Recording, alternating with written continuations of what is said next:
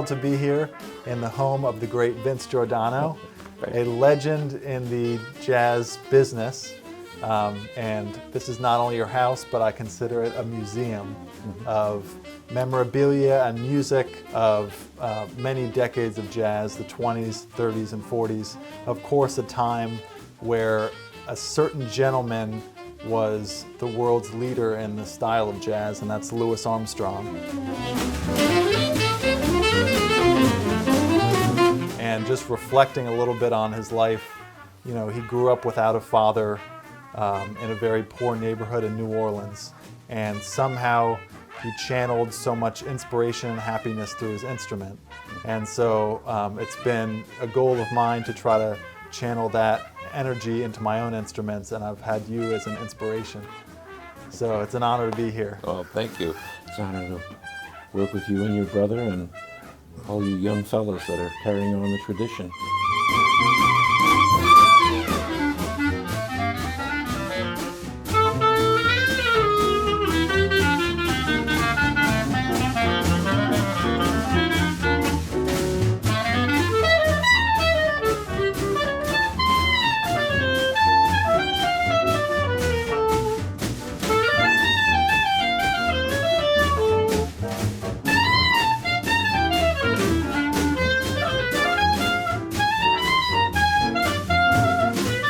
Back home again in Indiana, and it seems that I can see that burning candlelight still shining bright through the sycamore on me.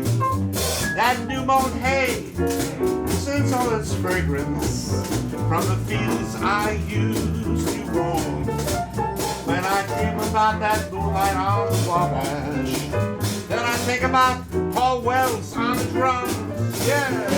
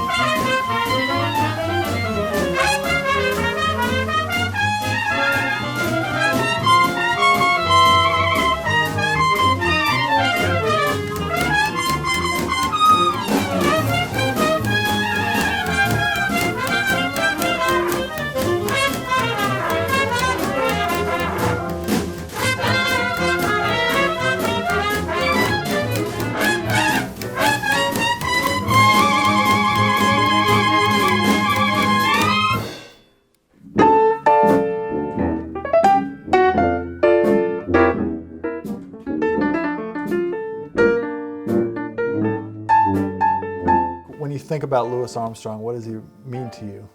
Well, as the late Bob Wilbur once said, can you imagine what would have happened if Louis Armstrong, by some crazy reason, never got into music or never got jazz? What do you think would have happened to the evolution of jazz? And it's really an interesting thought, and it makes me think, because when Louis started on his own after leaving King Oliver, he just was trailblazing. And when he came to New York to play with Fletcher Henderson, not only was it crowded with people interested in hearing this new jazz phenomena, but there'd be lines of musicians that were there and saying, wow, what is going on here? There's something special. He was a real pioneer and innovator that so many people were influenced by.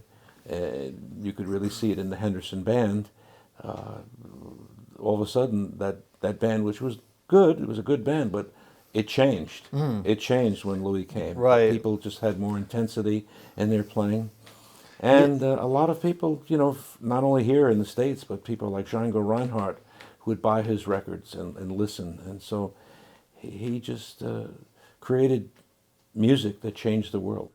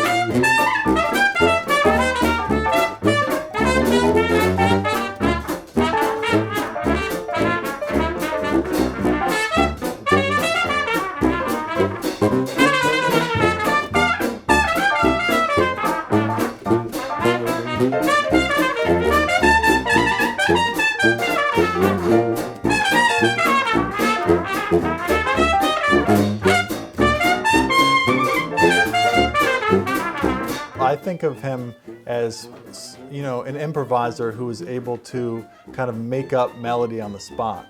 And the way he kind of described it when he was asked about it is, he said, the first chorus I play the melody, and then the second chorus I routines the melody, and then the third chorus I routines the routines. So he was able to make up these new melodies. You know, with his scat singing, he made up new words like heebie-jeebies or skit-dat-dee-dat. So he was kind of a modernist in that way, I think. Yeah, I mean, you think about it, he was really composing on the spot. I mean, he didn't take a pen and paper and write it all out. It was just coming out of his mind and his heart and soul. Yeah, and you know, the audience, everyone out there who lives in New Jersey and New York, you know, we're so lucky to have Louis Armstrong's house intact, pretty much the way it was when he passed. Because Louis Armstrong was one of the world's most famous entertainers, but he lived in such an average neighborhood in Corona, Queens. And I know you and I have been to his house many times. I think we played there together. Yes. But it's really cool to see that.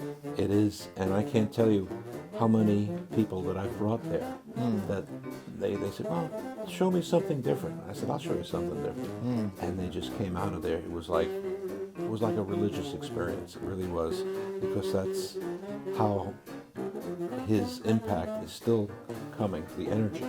He's not there anymore, but he is. Right,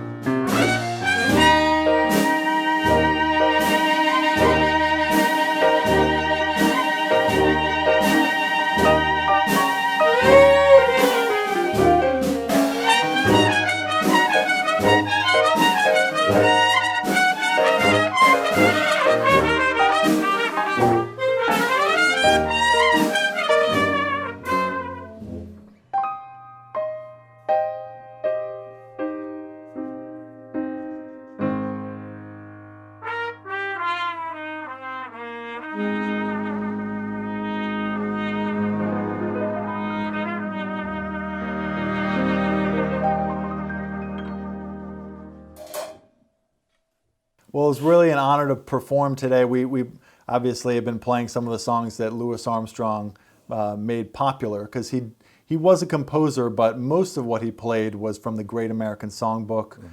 Composers like Irving Berlin and Fats Waller and some of these great American composers that we love so much. Yeah. And I know you here have one of the biggest collections of sheet music in the world, right? Yeah, I've got about 60,000 published arrangements and about 40,000 or so, even more, pieces of piano sheet music. So it's like 100,000 pieces of music here in this complex, which is overwhelming sometimes, but it's all organized, and every piece of music has its own little catalog number, and it's in the database, so you can find anything within seconds. 1, 2, 1.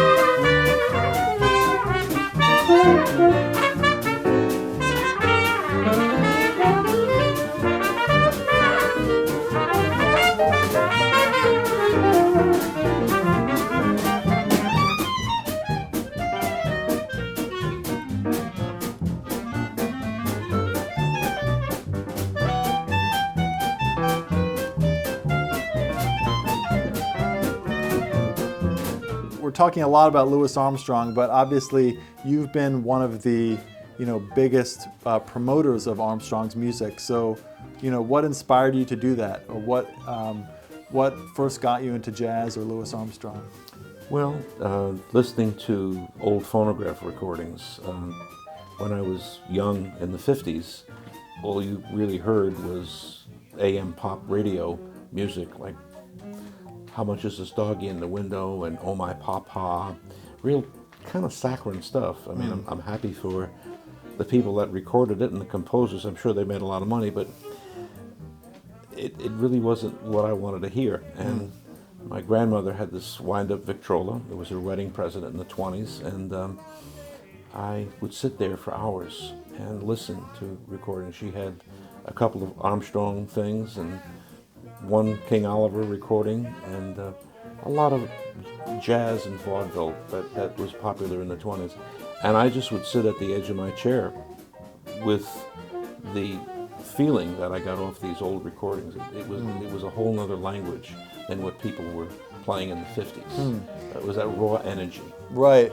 Yeah, the way I like to think about Louis is he was one of the first great soloists. So, before Armstrong, you'd have a band that would be great together, but Louis was able to kind of break outside of the band and be like one of the first great virtuosos. It's a little bit like, if you have a good basketball team, that's great, but LeBron James, he's out there on himself, kind of wowing the audience. Yeah. And I think Armstrong was able to do that, so he toured the world with different bands, and he was able to be a star. Oh, absolutely. And I think being a New Orleans musician, where they not only strive to be great jazz musicians, but they also they strive to be good entertainers, entertain the people. And he had a wonderful combination. Of course, his jazz was unsurpassed when people would just remark how he could just keep on coming up with different choruses and different choruses. His mind was just inexhaustible. He was like a well that just kept on flowing. Right.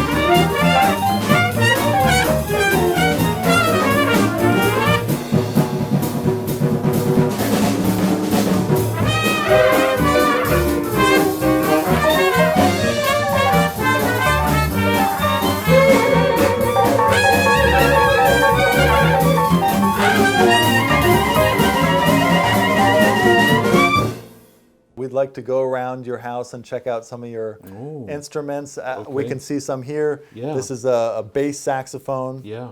Obviously, we have a tuba up there. And, you know, earlier when we were playing, my brother and I were playing the different reed instruments. We were playing clarinet, soprano sax, alto sax, tenor saxophone. Just a moment ago, I got to play a straight baritone, which is, I think, the only one in the world. As far as I know. So I think we're going to have some fun in a few minutes checking everything out.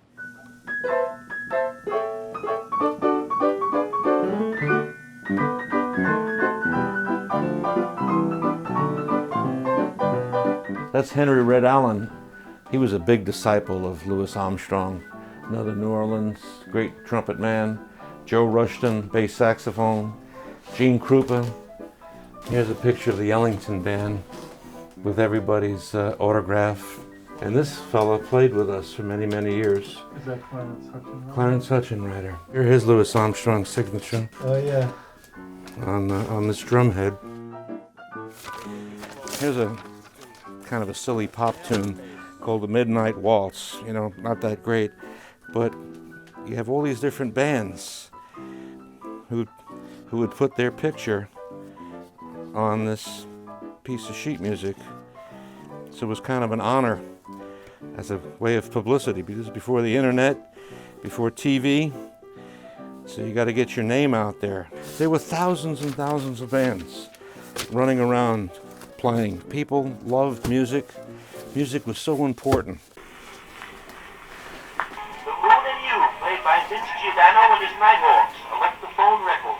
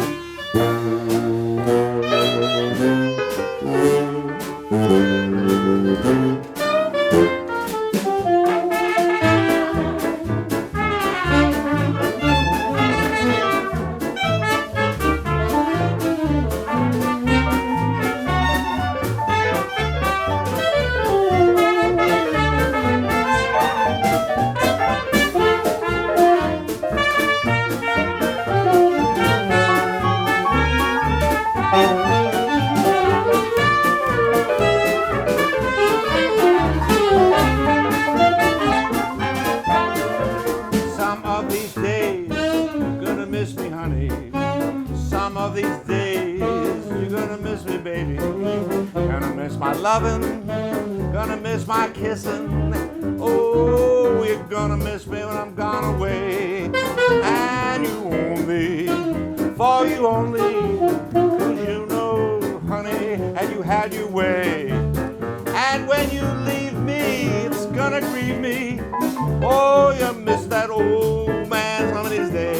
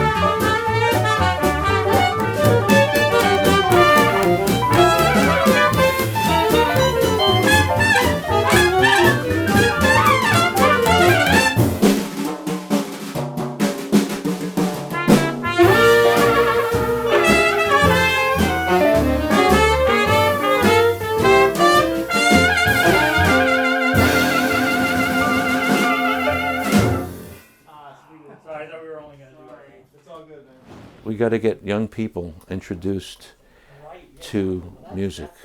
That's the thing. We've got to get young people to hear Bach and Beethoven and Ellington and Armstrong and Harold Arlen, whomever, you know, and country music.